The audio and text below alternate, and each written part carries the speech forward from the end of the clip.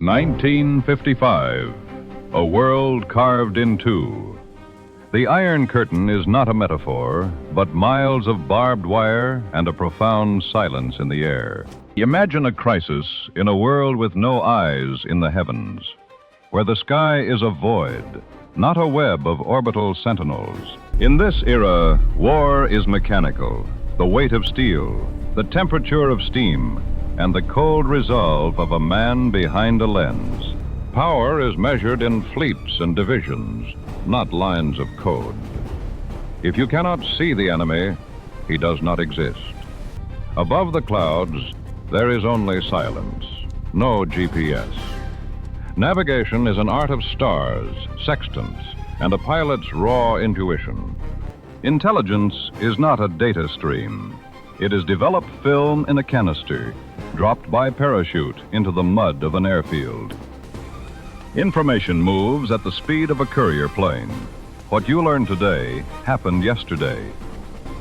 In red-lit rooms, analysts spend hours over grainy prints, squinting to find the shadows of a coming catastrophe. Maps are made of paper. Every mark of a grease pencil can mean the end of a city. There is no margin for error. The primary enemy is uncertainty. It is not a technical glitch. It is the natural state of existence.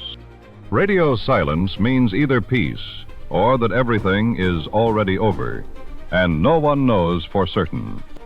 This is the era of the great silence, a world where vast gulfs of time lie between an order and its execution. Mobilization. In 1955, this word means weeks. Ships must leave their moorings and cross the vastness of the Atlantic. Aircraft carriers are drifting fortresses, but their position is known only by the last radio dispatch. Iron logistics. Thousands of tons of fuel and shell in the steel bellies of trains steaming toward the east. The news is always late. A fleet might be engaged in battle while the capital is still debating the ultimatum. Distance still matters. Geography is a god to which all generals and kings must bow. To strike, you must get close, within the range of a gun, within the range of a direct gaze. Armies move on roads that can be severed by a single blown bridge, and then the connection is gone. Visual contact is the only absolute. If you see smoke on the horizon, the battle has begun. Radio relay stations catch weak signals amidst noise, a commander's voice drowning in the hiss of static. The fog of war in 1955 is tangible. It smells of gunpowder, oil, and old paper, and in this fog, a new conflict is born. The sky in 1955 is not a sanctuary of data. It is a battlefield of visibility.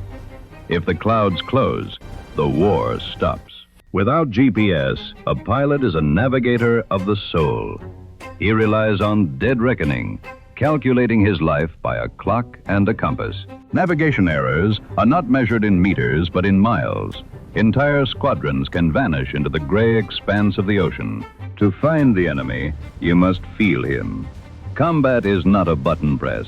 It is a visual dance at Mach 1. Tracers light the dark like angry stars. There is no guidance here, only lead, physics, and the limits of human reaction. Damage is assessed by the eyes of the wingman. I see smoke is the only diagnostic tool available in the heat of the moment. In the carrier's ready room, silence is the loudest sound. They wait for the radio to crackle. They wait for the return of the lost. But the real war is fought on the light tables of intelligence. Here, the speed of paper dictates the fate of nations. A reconnaissance flight at dawn, a landing at noon, a developed print at dusk. The enemy has already moved. Intelligence is a mosaic of shadows. Analysts argue over a blur on a film strip. Is it a tractor or is it a missile? In 1955, miscalculation is inevitable. You are always fighting the ghost of where the enemy was 6 hours ago. Decisions are made with incomplete data. Every command is a gamble. Every silence is a terrifying question. Communication is fragile. High-frequency radio bounces off the ionosphere, distorted by sunspots and storms. Say again, over. The most common phrase in the military lexicon, words lost in the hiss of the cosmic background. This delay creates a vacuum, and in that vacuum, fear grows. The fear that the other side has already pulled the trigger. There are no hotlines yet, no instant de-escalation. Only the slow, grinding machinery of diplomacy and the threat of force. Every tactical error can escalate into a strategic catastrophe. Without precision, there is only the mass. If you cannot hit a target with one bomb, you send 100. The era of the surgical strike is decades away. War in 1955 is a blunt instrument. It is a hammer striking in the dark, hoping to hit the mark.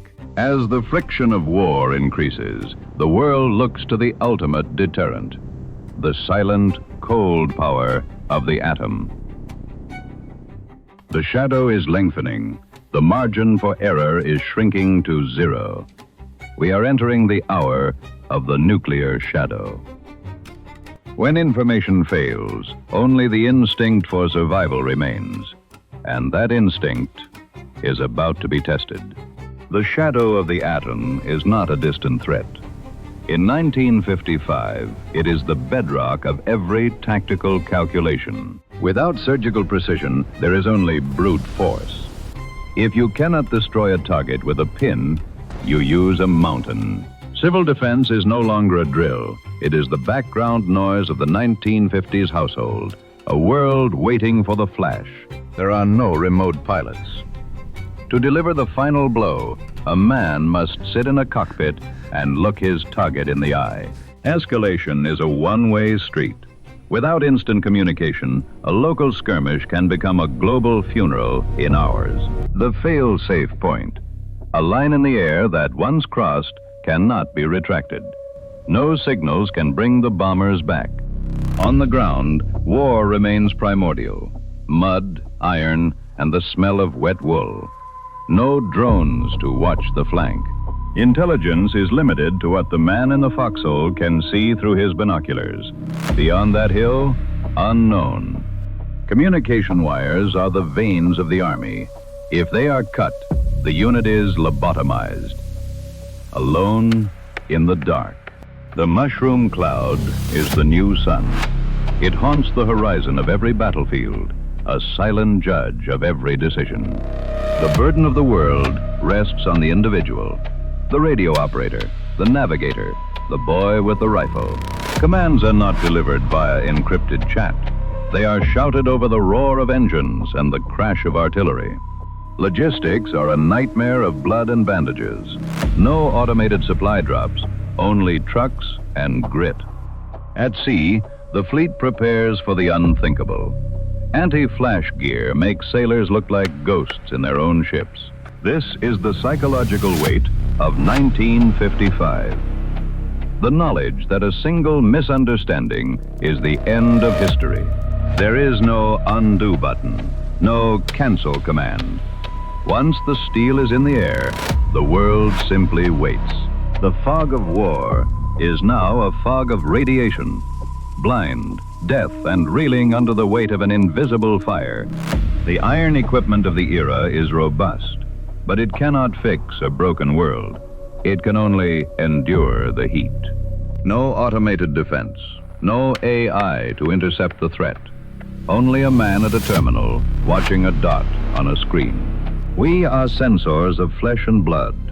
Our eyes are the only satellites we have, and they are failing. In the silence between the flashes, we realize the distance between us was our only protection. But even in the dark, there is a rhythm. The rhythm of survival. The rhythm of a world that refuses to die. We look back at 1955 not as a primitive era, but as a masterpiece of precarious balance.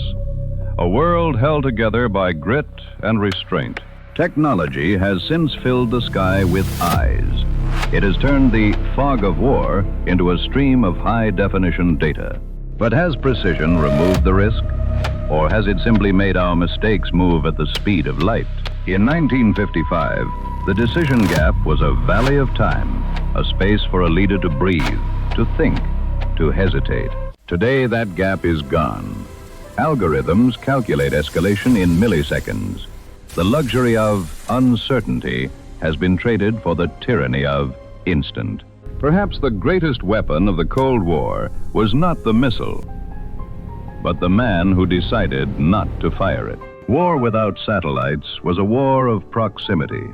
You had to be close enough to feel the heat of the fire you were starting. Distance was our safety. The vastness of the oceans and the silence of the poles were the shock absorbers of history. Now the world has shrunk. Every corner is illuminated. Every movement is logged. There is nowhere left for the fog to hide. We look back at 1955 as a mirror. It reminds us that technology is a tool, but never a substitute for wisdom.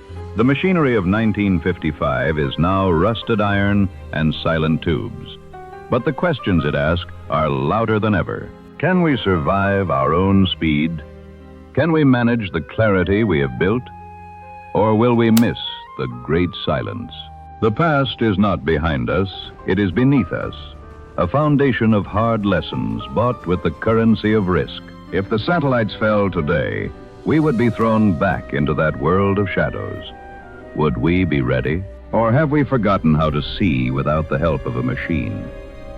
Have we forgotten how to trust our own eyes?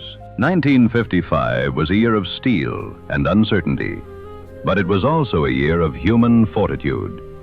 Let it be our guide or our warning. Because in the end, the most dangerous thing in the world isn't the weapon you can see, it's the one you can't.